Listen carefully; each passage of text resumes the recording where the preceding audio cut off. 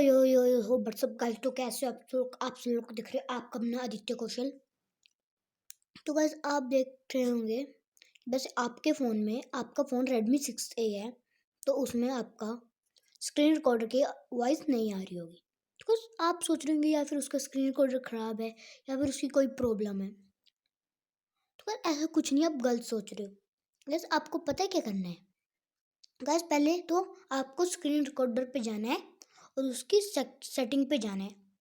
Guys मैं खुद ही नहीं बोला। तो गाइस आपको फिर जाना है यहाँ पे साउंड सोर्स पे क्लिक करना है। गाइस ये नहीं हो रहा है, तो इसका पता है क्यों नहीं हो रहा गाइस, क्योंकि गाइस मैं इसी फ़ोन से रिकॉर्ड कर रहा हूँ वीडियो, तो नहीं हो रहा है। पर गाइस मैंने इसका एक स्क्रीनशॉट लिया है, मैं आपको बताता हूँ।